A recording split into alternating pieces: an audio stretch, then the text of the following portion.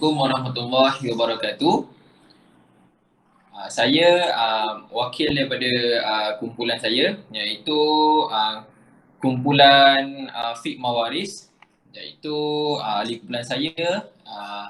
Yang pertama ialah Mirzal Haikal bin Osman. Yang kedua saya sendiri, iaitu Irfan Irsyad bin Muhammad Isa. Dan yang terakhir ialah Muhammad Adli Hakim bin Muhammad Syukri. Kami bertiga daripada kelas DSI 6A ingin membentangkan tajuk Fiqh Mawaris. Fiqh Mawaris, kami memilih soalan Fiqh Mawaris yang kedua yang diberikan oleh Ustazah, dan kami memilih soalan yang kedua untuk menerangkan atau menyelesaikan masalah faraid. Dan tanpa membuang masa, saya meneruskan dengan pengenalan. Faraid dari segi bahasa ialah mempunyai maksud yang banyak. Antaranya ialah menentukan, memastikan, menghalalkan dan mewajibkan. Manakala menurut istilah syarak, faraid adalah pembahagian harta seorang Islam yang telah meninggal dunia, sama ada beliau meninggalkan wasiat ataupun tidak sebelum kematiannya. Maka harta peninggalannya akan dibahagikan kepada ahli warisnya seperti anak, isteri, suami, ibu dan lain-lain. Menurut hukum Islam, harta yang dibahagikan kepada ahli waris adalah baki harta yang ditinggalkan setelah ditolak segala pembiayaan pengurusan jenazah, hutang pewaris, iaitu zakat, nazar atau lain-lain, dan wasiat yang dibenarkan oleh syarak, iaitu tidak melebihi 1/3 dari jumlah harta. Bentuk harta yang boleh dibahagikan secara faraid ialah yang pertama, tanah. Yang kedua, bangunan, iaitu rumah. Yang ketiga, barang kemas, iaitu emas, perak dan lain-lain. Yang keempat, insurans dan wang tunai, sama ada dilaburkan ataupun tidak.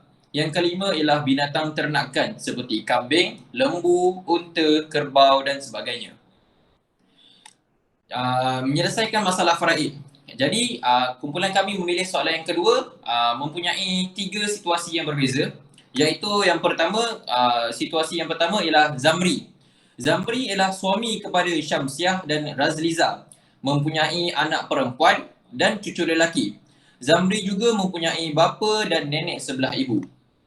Situasi yang kedua ialah Razliza. Razliza ialah isteri kedua kepada Zamri.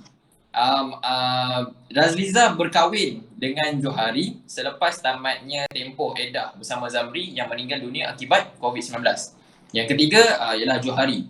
Johari ialah seorang duda yang mempunyai 1 orang anak dan 3 orang cucu dan berkahwin dengan Razliza. Jadi ada 3 situasi di sini, dan tanpa membuang masa saya akan menyelesaikan kes yang pertama, iaitu kes Zamri. Jadi kes Zamri ini ialah suami kepada Syamsiah dan Razliza, iaitu harta peninggalannya ialah sebanyak RM400,000. Jadi kita perlu mengenal, iaitu asal masalah. Asal masalah yang digariskan di sini ialah sebanyak 24, dan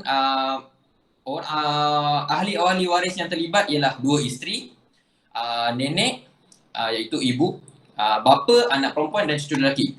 Jadi 2 isteri, di bahagian untuk 2 isteri ialah sebanyak 1/8, bahagian untuk nenek ialah 1/6, bahagian untuk bapa sama juga 1/6, anak perempuan 1/2 dan cucu lelaki asobah. Asobah ini bermaksud baki daripada hasil pembahagian untuk ahli-ahli waris sebelumnya. Jadi kita fokus kepada masalah kita, iaitu 24. Jadi macam mana kita nak cari 24, nombor yang 24 tu, iaitu dengan 1/8. 8 tu kita kita kalikan dengan 3, iaitu 8 kali 3 mendapat jawapan ialah 24. Sama juga seperti ibu, 1/6. Jadi 6 itu kita darabkan kepada 4 dan akan mendapat jawapan sebanyak 24. Untuk bapa pula sama juga, 1/6 dan 6 itu akan didarabkan kepada 4 dan kita akan mendapat jawapan sebanyak 24. Untuk anak perempuan, kita 1/2 itu dan 2 itu akan didarabkan dengan 12. Jadi 2 darab 12 akan mendapat jawapan yang sama, ialah 24. Dan untuk cucu lelaki iaitu asobah mempunyai baki sebanyak 1 saja. Jadi penyelesaiannya ialah asal masalah 24 akan menimbulkan pecahan kerana 3 saham tidak boleh dibahagikan kepada 2 isteri. Jadi 3 saham untuk dibahagikan 2 isteri. Takkanlah setiap isteri akan mendapat 1/5 bahagian. Jadi apa yang kita perlu buat ialah kita perlu mengembangkan lagi bahagian tersebut. Daripada 24 kita kembangkan lagi kepada 48 bahagian. Jadi di dalam slide ini akan menceritakan tentang pecahan tersebut daripada asal, iaitu asal masalah dibesarkan supaya ahli waris mendapat bahagian tanpa ada pecahan. Okey, jadi kita pecahkan lagi. Untuk 2 isteri, okey, pada mulanya kita menetapkan sebanyak 24 bahagian. Jadi 3/24.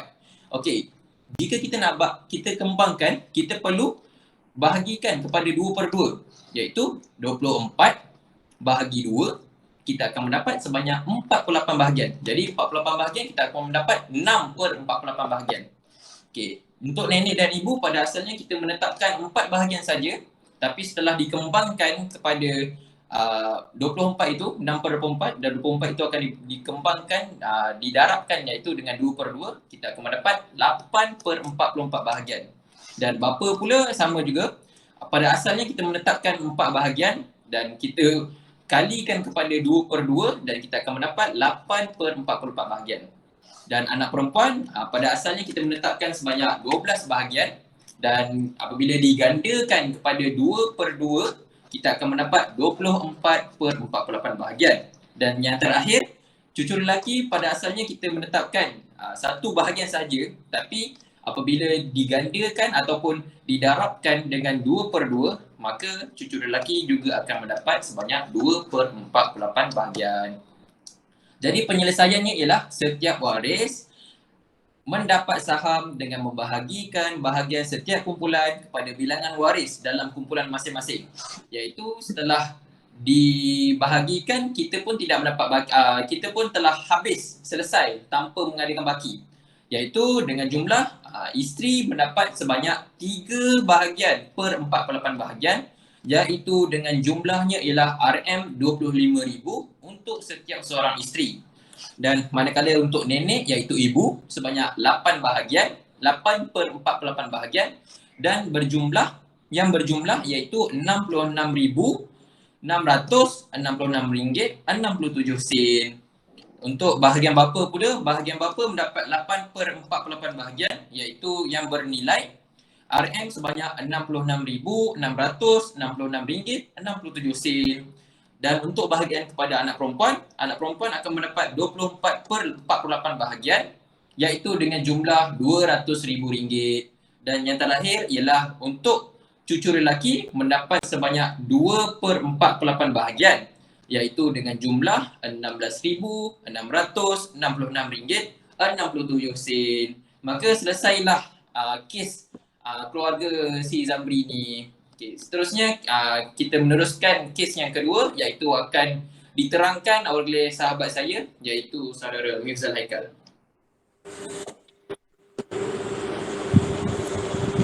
Terima kasih kepada saudari Faizat. Jadi saya teruskan dengan kes Razliza. Razliza adalah isteri kepada Zamri dan Johari. Itu lepas Zamri meninggal, dikahwin dengan Johari. So beliau pun meninggal. Jadi Razliza meninggalkan harta sebanyak RM290,000 tunai. Jadi asal masalah yang pertama yang kita dapat adalah 6, dan ahli-ahli warisnya ada ibu, saudara perempuan sebelah ibu dan bapa, iaitu saudara kandung perempuan 3 orang, dan saudara perempuan sebelah ibu 3 orang juga. Jadi yang pertama kita akan dapat 6. Jadi 6 bahagian dengan kita menyamakan pembawah untuk semua kumpulan waris fardu. Jadi kita tengok 1/6, 2/3, 1/3 tak sama. Jadi kita kena samakan penyebut dengan mendarabkan pembawah dan yang atas ni sekali lah 2/3 darab dengan 2/2 jadi 2/6, jadi 4/6. 1/3 darab 2/2 jadi 2/6. Jadi yang seterusnya jumlah saham untuk waris fardu dia akan jadi 1 tambah 4 tambah 2. Nah, dia sama dengan 7 dan dia akan melebihi pembawah iaitu 6. Jadi disebabkan dalam masalah ini kita akan menggunakan kaedah aul iaitu kaedah menambah penyebut. Aul bermakna bertambahnya angka pembawah yang akan menyebabkan pengurangan bahagian waris-waris yang sepatutnya mendapat bahagian asal yang lebih banyak. Dalam masalah ini kita aulkan 6 tu kepada 7. Jadi tambah 1 lah. Maka bahagian setiap kumpulan waris adalah ibu dapat 1/7. 3 orang saudara perempuan ibu sebapa akan dapat 4/7. 3 saudara sebelah ibu akan dapat 2/7. Jadi seterusnya bila asal masalah 7 ni dia akan menyebabkan timbulnya pecahan. Dia akan ada pecahan sebab 4 saham dia tidak boleh dibagikan kepada 3 orang. 4 dia sebab dia akan lebih 1. Nanti dia akan berebut sebab ada lain. Jadi 2 saham tidak boleh dibagikan kepada 3, tak cukup 1 pula. Jadi asal masalah kita akan besarkan supaya setiap waris mendapat bahagian tanpa ada pecahan. Jadi ibu kita akan 1/7 akan darabkan 3/3 akan jadi 3/21. 4/3 saudara perempuan ibu dan bapa. 4/7 darab 3/3 jadi 12/21. 3 saudara perempuan sebelah ibu. 2/7 darab dengan 3/3 sama dengan 6/21. Jadi setiap waris akan mendapat saham dengan membahagikan bahagian setiap kumpulan kepada bilangan waris dalam kumpulan masing-masing. Jadi yang final resultnya ibu dapat 3/21, saudara perempuan sebelah ibu bapa akan mendapat 4/21, saudara perempuan sebelah ibu yang akan dapat 2/21 setiap seorang. Jadi ibu 3/21 akan mendapat RM35,714.29. 3 saudara perempuan ibu dan bapa saudara kandung 4/21 akan mendapat RM47,619.05. Dan yang terakhir saudara perempuan sebelah ibu 2/21 akan mendapat bahagian RM23,809.52. Kes yang seterusnya, kes Johari akan serahkan kepada saudara lelaki. Sekian, terima kasih. Okey, bismillahirrahmanirrahim. Assalamualaikum warahmatullahi wabarakatuh. Okey, saya akan menyambung semula untuk menyelesaikan kes-kes yang berada dalam keluarga Zamri, Johari dan Rasliza ini. Okey, kes terakhir ialah kes Johari, di mana Johari ini ialah suami kepada Rasliza selepas kematiannya suami yang pertama iaitu Zamri. Jadi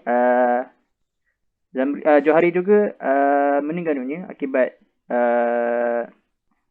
kemalangan. Jadi dia meninggalkan hartanya sebanyak 980,000. Jadi macam kita tengok dekat slide ini, kita nampak asal masalah dia yang pertama iaitu 6. Okey, di mana Johari ini ada mempunyai ahli waris iaitu nenek sebelah ibu, anak perempuan dan 2 cucu perempuan. Jadi nenek sebelah ibu ni macam kita tahu dia mendapat 1/6 dan 2 cucu perempuan itu pun 1/6. Jadi yang membezakan antara untuk membahagikan sama rata ni ialah anak perempuan. Maknanya kita kena membahagi sama rata kepada ahli warisnya dengan menyamakan penyebut di bawah iaitu macam kita tengok di situ 1/6. So kita kena membuat satu penyelesaian untuk memberikan anak perempuan ini pun mendapat penyebut dia. Jadi kita akan menyelesaikan dengan 1/2 itu akan darab dengan 3 untuk menyamakan bahagian 1/6 itu. So macam kita tengok anak perempuan itu akan didarabkan kepada 3/3 iaitu 3/6. Jadinya dia akan mendapat 3/6. Jadi selesai sudahlah bahagian asal masalah yang ke-6 ini. Maknanya dia dapat penyebut dia ke-6.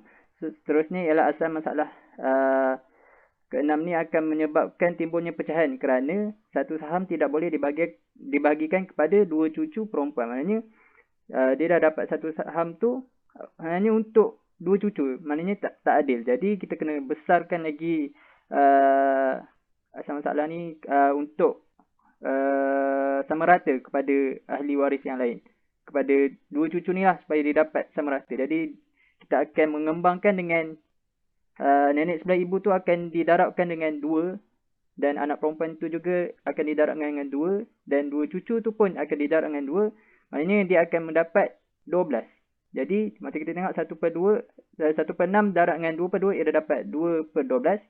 3/6 darab 2/2 jadi 6/12 dan yang terakhir sekali 1/6 darab dengan 2/2 dapat 2/12. So selesailah masalah kat sini dan pembahagian harta ni sangat sama rata untuk setiap ahli warisnya.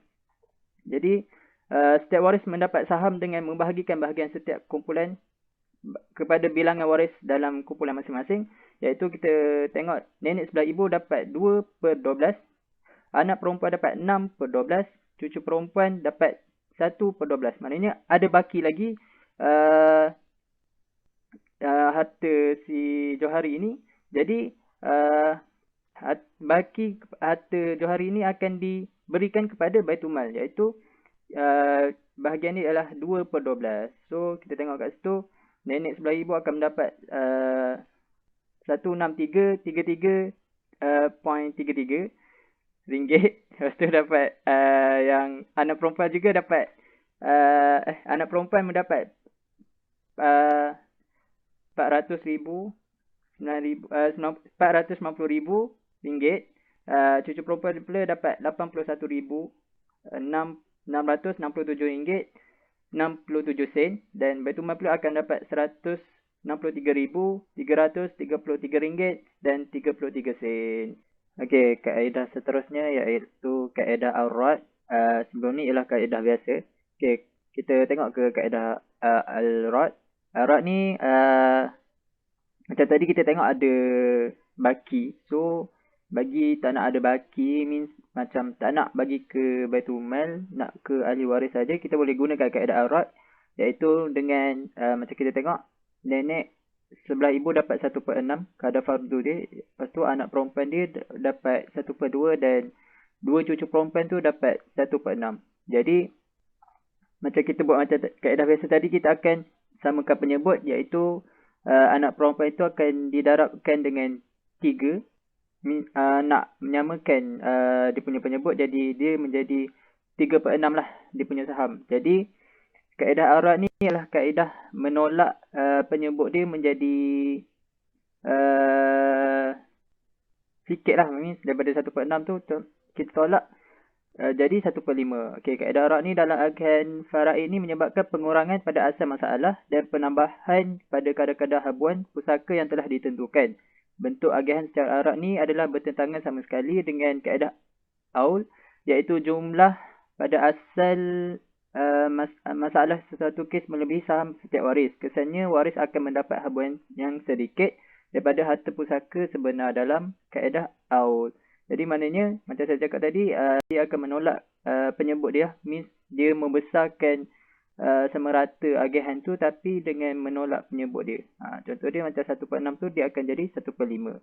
3/6 ditolakkan dengan 1 jadi 3/5 dan akhir sekali yang dua cucu perempuan ni 1/6 ditolakkan 1 jadi 1/5. Jadi setiap waris akan mendapat saham dengan membahagikan bahagian setiap kumpulan kepada bilangan waris dalam kumpulan masing-masing, iaitu nenek mendapat 1/5 dengan 196,000 ringgit. Lepas tu anak perempuan pula dapat 1/5 juga. Anak perempuan tu mendapat 3/5 sepatutnya. Silap kat situ. 3/5. Jadi anak perempuan tu mendapat 588,000 ringgit dan untuk dua cucu perempuan tu mendapat 1/5 juga setiap seorang, iaitu dengan 196,000 ringgit. Jadi dia akan membahagikan kepada dua cucu lah. Okey, itu saja daripada kumpulan kami. kami memetik sedikit hadis daripada baginda Nabi Muhammad sallallahu alaihi wasallam daripada Abu Hurairah. Baginda bersabda, pelajarilah ilmu faraid dan ajarkan ia kepada orang lain. Sesungguhnya ia adalah setengah daripada ilmu. Ia adalah ilmu yang dilupakan dan ia merupakan suatu ilmu yang mula-mula akan dicabut daripada umatku. Riwayat Majah, Al-Hakim dan Bahaqi. So jadi kita nampak kat situ ilmu faraid ni amat pentinglah untuk dipelajari supaya kita dapat mengagihkan harta-harta pusaka ahli waris kita dengan semerata supaya tidak berlakunya pergaduhan antara adik-beradik ataupun kaum keluarga. Okey, wabillahi taufiq wal hidayah. Assalamualaikum warahmatullahi wabarakatuh.